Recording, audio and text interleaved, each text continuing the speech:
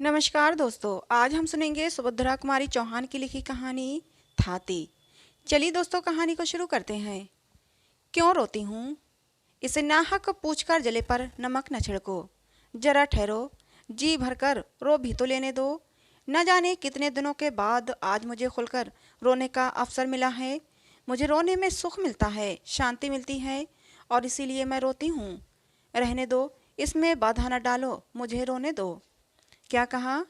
किसके लिए रोती हूँ? आहा, उसे सुनकर क्या करोगे? उससे तुम्हें कुछ लाभ ना होगा। पूछो ही ना तो अच्छा है। मेरी ये पीड़ा ही तो मेरी संपत्ति है, जिसे मैं बड़ी सावधानी से अपने हृदय में छिपाए हूँ। इतने पर भी अगर सुनना चाहते हो तो लो कहती हूँ, किंतु देखो, जो कहूँ वही सुनना और कुछ न पूछना। वे एक धनवान माता पिता के बेटे थे। ईश्वर ने उन्हें अनुपम रूप दिया था। जैसे उनका कलेवर सुंदर था, उससे कहीं अधिक सुंदर था उनका हृदय। वे बड़े ही नेक, दयालु और उदार प्रकृति के पुरुष थे। गांव के बच्चे उन्हें देखते ही खुश हो जाते। बूढ़े आशीर्वाद की वर्षा करते। स्त्रियां उन्हें अपना सच्चा भाई और हितू समझती, और नवजवान उनके इशारे पर नाचते थे। तात्पर्य यह है कि वे सभी के प्यारे थे और सभी पर उनका स्नेह था। मैं उन्हीं के गांव की बहू थी। मेरे पति वहीं प्राइमरी पाठशाला में मास्टर थे। घर में बूढ़ी सास थी, मेरे पति थे और मैं थी। महंगाई का जमाना था, मुश्किल से गुजर होती थी। घर के प्रायः सभी छोटे मोटे काम हाथ से ही करने पड़ते थे। एक दिन की बात है, मैं वैसे ही ब्याह कर आई थी। मैं थी शहर की लड़की, और वहाँ तो नलों से काम चलता था। भला कुएं से पानी भरना मैं क्या जानती। मेरी सास मुझे अपने साथ कुएं पर पानी भरना सिखा रही थीं। अचानक वे ना जाने कहाँ से आ गए। हंसकर बोले, क्या पानी भरने की शिक्षा दे रही हो माँ जी? आपने ऐसी अनहड़ लड़की ब्याही ही क्यों, जिसे पानी भरना भी नहीं आता? मैंने घूंघट के भीतर ही जरा सा मुस्कुरा दिया। सास ने कहा, बेटा, इसे कुछ नहीं आता, बस वो रोटी अच्छी बनाती है, ना पीसना जाने ना कूटना। गोबर से तो इसे जैसे घिन आती है। बड़ी मुश्किल से कहीं कंडे थापती है, तो उसके बाद 10 बार हाथ धोती है। हम तो बेटा गरीब आदमी हैं, हमारे घर में तो सब कुछ करना पड़ता है। दूसरे दिन मुझे अकेले ही पानी भरने जाना पड़ा। मैं रस्सी और घड़ा लेकर पानी भरने गई। गई तो जरूर, पर दिल धड़क रहा था कि बनता है या नहीं। न सास साथ थी और न कोई कुएं पर था।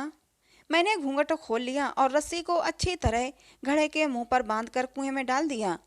डब डब करके बड़ी देर में कहीं घड़े में पानी भरा। उसे खींचने लगी, किसी प्रकार खींचता ही न था। ज्यों त्यों करके आधी रस्सी खींच पाई थी कि सामने से आते हुए दिखाई दिए। कुआं उनके अहाते के अंदर ही था और बंगले में जाने का रास्ता भी वहीं से था। सामने से वे आते हुए दिखे। लाज के मारे ज्यों ही मैंने घूंघट सरकाने के लिए हाथ से रस्सी छोड़ी, त्यों ही अकेला दूसरा हाथ पानी से भरे हुए घड़े का वजन न संभाल सका। झटके के साथ रस्सी समेत घड़ा कुएं में जा गिरा। मैं भी गिरते गिरते बची।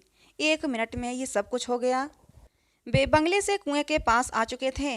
मैं बड़ी घबराई, घूंघट ऊंघट सरकाना तो भूल गई। झुककर कुएं में देखने लगी। मेरे पास तो रस्सी और घड़ा निकालने का कोई साधन ही न था। निरुपाय होकर कातर दृष्टि से उनकी ओर देखा। मेरी अवस्था पर शायद उन्हें दया आई। वे पास आकर बोले, आप घबराइए नहीं, मैं अभी घड़ा निकलवा देता हूँ। फिर कुछ ठहर कर मुस्कुराते हुए बोले, किंतु आपने ये साबित कर दिया कि आप शहर की एक अल्हड़ लड़की हैं। मैं जरा सी हंसी और अपना घूंघट सरकाने लगी। मुझे घूंघट सरकाते देखकर वे जरा सा मुस्कुराए। मैं भी हंस पड़ी, पर कुछ बोली नहीं। उनके नौकर आए और देखते ही देखते रस्सी समेत घड़ा निकाल दिया गया। मैं घड़ा उठाकर अपने घर की तरफ चली। शब्दों में नहीं, किंतु कृतज्ञता भरी आंखों से मैंने उनसे कहा, मैं आपके इस उपकार का बदला जीवन में कभी ना चुका सकूंगी। करीब पौन घंटा कुएं पर लग गया। अम्मा जी की घुड़कियों का डर तो लगा ही था। जल्दी जल्दी आई। घड़े को घिनौची पर रख दिया। रस्सी को खूंटी पर टांगने के लिए मैंने ज्यों ही हाथ ऊपर उठाया, देखा कि एक हाथ का सोने का कंगन नहीं है। तुम कहोगी कि पानी भरने वाली और सोने के कंगन, यह कैसा मेल? यह भी बताती हूँ। यह कंगन मेरी माँ का था। मरते समय उन्होंने मुझसे अनुरोध किया था कि ये कंगन ब्याह के समय मुझे पैर पुजाई में दिया जाए। इस प्रकार ये कंगन मुझे मिला था।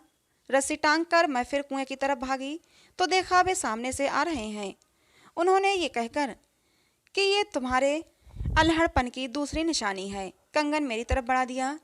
कंगन लेकर चुपचाप मैंने जेब में रख लिया और जल्दी जल्दी घर आई। घर आकर देखा पतिदेव स्कूल से लौटे थे। अम्मा जी बड़े क्रोध में उनसे कह रही थीं।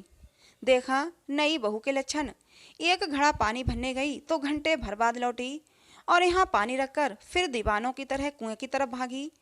मैंने तो पहले ही कहा था कि शहर की लड़की ना बिहाओ, पर तुम ना माने। बेटा, भला ये हमारे घर निभने के कोई लक्षण है? और सब तो सब, पर जमींदार के लड़के से बात किए बिना इसकी क्या अटकी थी? ये इधर से भागी जा रही थी, वो सामने से आ रहा था। उसने जाने क्या इसे दिया और इसने लेकर जेब में रख लिया। मुझे तो ये सब बातें नहीं सुहाती। फिर तुम्हारी बहू है, तुम जानो, बिगाड़ो चाहे बनाओ। मेरी तरफ उन्होंने गुस्से से देखकर पूछा, क्या है तुम्हारी जेब में, बतलाओ जरा। मैंने कंगन निकाल कर उनके सामने रख दिया। वे फिर डांट कर बोले, ये उसके पास कैसे पहुंचा? मैंने डरते डरते अपराधी की तरह आदि से लेकर अंत तक कुएं का सारा किस्सा कह सुनाया। इस पर भी अम्मा जी और पतिदेव दोनों की ही झिड़कियां मुझे सहनी पड़ी। साथ ही ताकीद भी कर दी गई कि अब उनसे कभी ना बोलूं। क्या पूछते हो उनका नाम? हाय, रहने दो, मुझसे नाम ना पूछो। उनका नाम जुबान पर लाने का मुझे अधिकार नहीं है। तुम्हें तो मेरी कहानी से मतलब है ना? हाँ, तो मैं कह रही थी, मुझसे कहा गया कि मैं उनसे कभी ना बोलूं। यदि ये लोग फिर कभी मुझे उनसे बोलते देख लेंगे तो कुशल नहीं। मैंने दीन भाव से कहा, मुझसे घर के सब काम करवा लो, परंतु कल से मैं पानी भरने न जाऊंगी। इस पर पतिदेव बिगड़कर बोले, तुम पानी भरने न जाओगी तो मैं तुम्हें रानी बनाकर नहीं रख सकता। यहाँ तो जैसे हम कहेंगे वैसा ही करना पड़ेगा। उसके बाद क्या बतलाऊं कि क्या क्या हुआ। ज्यों ज्यों मुझे उनसे बोलने को रोका गया, त्यों त्यों एक बार जी भरकर उनसे बातें करने के लिए मेरी उत्कंठा प्रबल होती गई। किंतु मेरी ये साध कभी पूरी न हुई। वे जाते जाते एक दो बातें बोल दिया करते, जिसके उत्तर में मैं केवल हंस दिया करती थी। लेकिन लोग ये भी न सह सके और तिल का ताड़ बन गया। अब मुझ पर घर में अनेक प्रकार के अत्याचार होने लगे। हर 2-4 दिन बाद मुझ पर मार भी पड़ती, परंतु मैं कर ही क्या सकती थी। मैं तो उनसे बोलती भी न थी और उनसे बोलना बात करना मेरी शक्ति से भी परे था। उन्होंने मुझसे कभी भी कोई ऐसी बात नहीं कही जो अनुचित कही जा सके। उन्हें तो शायद विधाता ने ही रोते हुओं को हंसा देने की कला सिखाई थी। वे ऐसी मीठी चुटकी लेते, कभी हंसी की बात भी करते तो इतनी सभ्यता से, इतनी नपी तुली कि मैं चाहे कितनी भी दुखी हूँ, चाहे जितनी भी रंज में हूँ, हंसी आ ही जाती थी। किंतु धीरे धीरे मुझ पर होने वाले अत्याचारों का पता उन्हें लग ही गया। उनके दयालु हृदय को इससे गहरी चोट पहुंची। उस दिन, अंतिम दिन, जब मैं पानी भरने गई, वे कुएं पर आए और मुझसे बोले, मैं तुमसे कुछ कहना चाहता हूँ।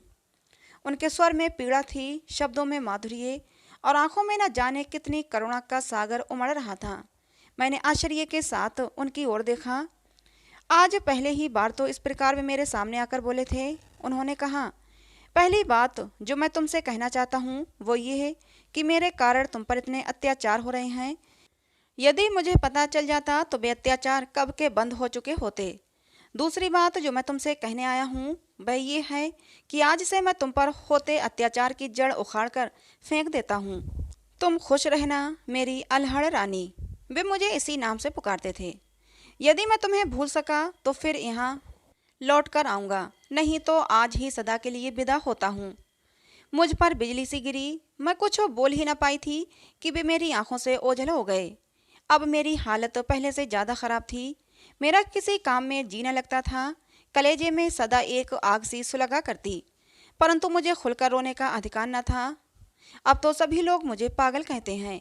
मैं कुछ भी करूं करने देते हैं। इसीलिए तो आज खुलकर रो सकती हूँ और तुम्हें भी अपनी कहानी सुना सकती हूँ। किंतु क्या तुम ये बता सकोगे कि वे कहाँ हैं? मैं एक बार उन्हें और देखना चाहती हूँ। मेरी ये पीड़ा, मेरे ये उन्माद उन्हीं का दिया हुआ तो है। यदि कोई सहृदय उनका पता बता दे तो मैं उनकी थाती उन्हीं को सौंप दूं। तो दोस्तों, ये कहानी थी सुभद्रा कुमारी चौहान के द्वारा लिखी, जिसका नाम था थाती। कहानी आपको कैसी लगी कमेंट बॉक्स में ज़रूर बताइएगा। कहानी पसंद आई हो तो प्लीज़ लाइक करें, चैनल को सब्सक्राइब करें, जिससे कि ऐसे ही कहानी आप लोगों को मिलती रहें। मिलते हैं दोस्तों अगली किसी नई कहानी में। कहानी को अंत तक सुनने के लिए आप लोगों का बहुत धन्यवाद।